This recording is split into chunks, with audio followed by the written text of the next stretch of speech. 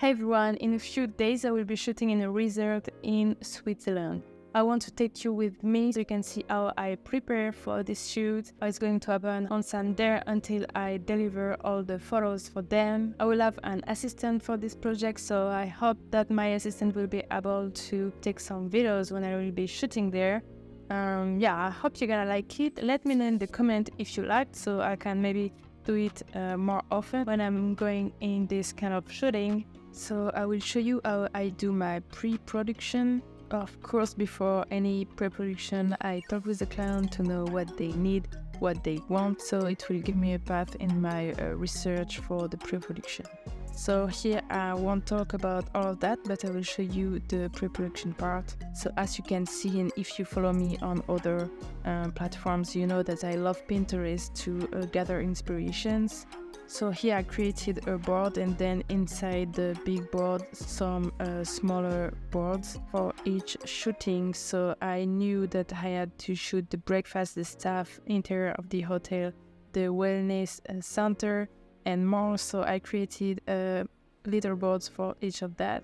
And then I just create mood boards. So it is mostly ideas. It's not what I'm going to shoot, but ideas of posing. I know I will be shooting with the models, so I try to find some pose, some good angle that I might be able to use. It's also getting me in the mood of the kind of hotel that can be.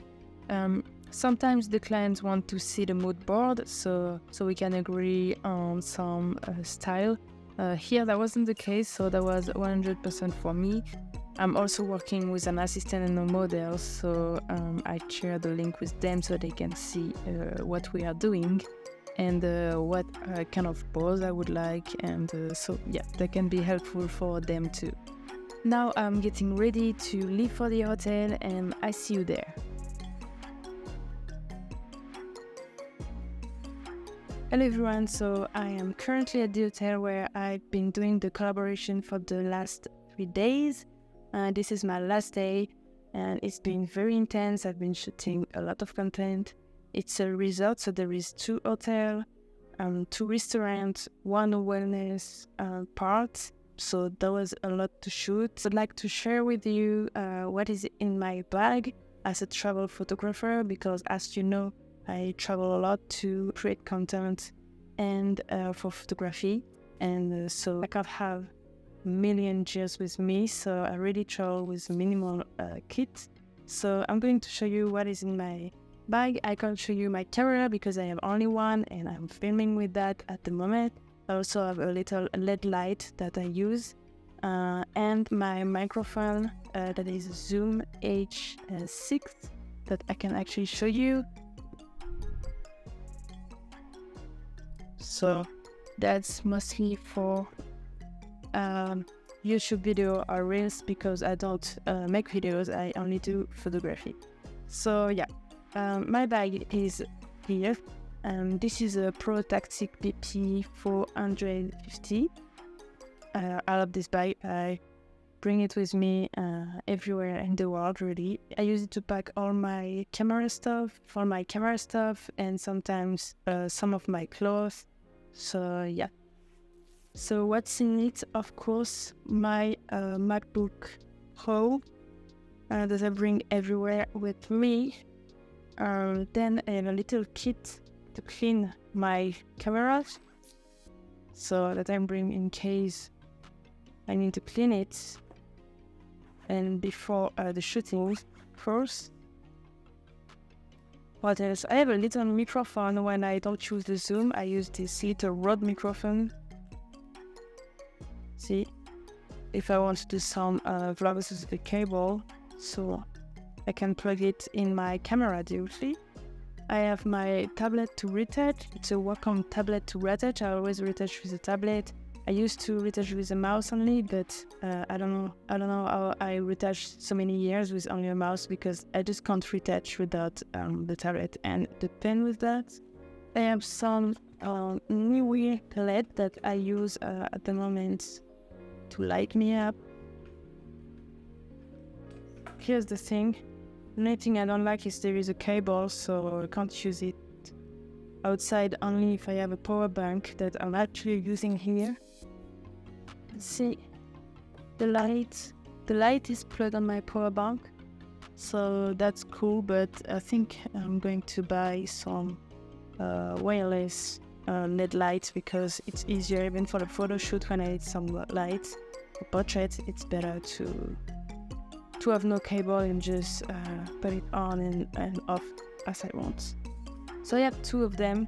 It's a Nimweir LED photo and video light. So yeah, I can put the link in the description. And then what else? I have a little tripod that's for the light. So I can do it like that. And there is an arm. I can make it longer, which is quite handy actually. Okay, so it doesn't take much space, as you can see, and in my bag it's perfect. What else? So I have only 3 lenses. So the one I use the most is the 16105 f4. It's a Sony lens, so that's the one I use for everything basically, so cityscapes, everything, because it's very polyvalent. So this one. Then I have a Sigma 16, very interesting for architecture. Room, for example, in hotels, I used it a lot for the room. When I need a wide picture, that's the one I use. I love it, it's very sharp. That's one of my favorite lenses. So yeah, for wide picture, very interesting. And the one I use at the moment is the 30mm 1.4, very interesting for portraits. I did most of my lifestyle photography in the hotel with this lens, and it's a Sigma, and I really love it as well. So yeah, what else? I have my SSD. The brand is Crucial.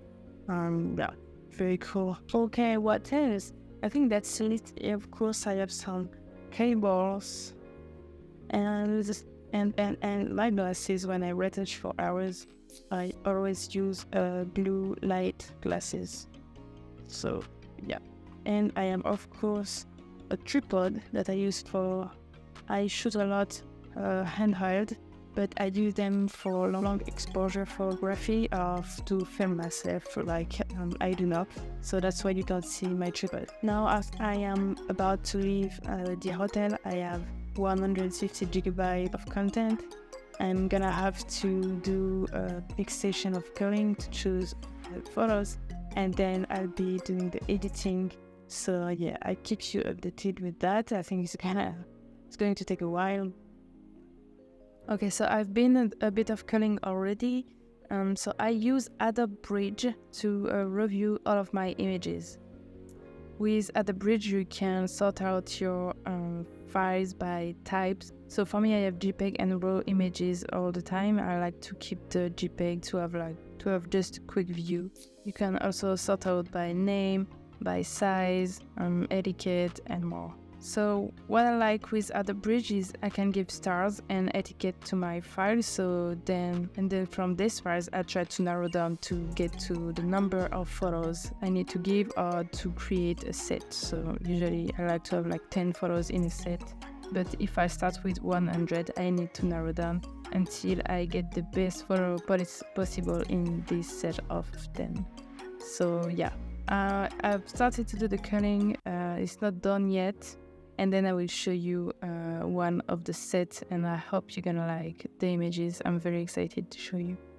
So I've been editing all the rooms and inside of the hotel. I shot in HDR and then combined them in Camera Raw. And now I'm editing the HDR in Photoshop. I will let the speed edit if you are interested to see how I do that. Actually, if you want to see a step-by-step edit of an HDR image, let me know in the comments. It is actually quite easy to do. You don't even need to open Photoshop, as it can be done in Camera Raw or Lightroom, and the results are actually quite good already. In my case, I like to have high-end results, so I most of the time end up in Photoshop to do some cleaning anyways.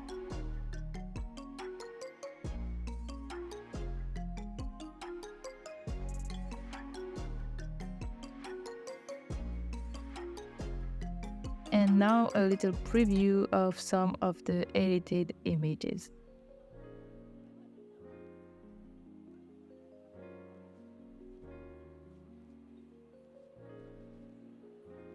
Let me know in the comments if you like this kind of video, so I know for the future if I do that kind of videos more or not at all. Don't forget to like this video and subscribe to get notified for my future videos.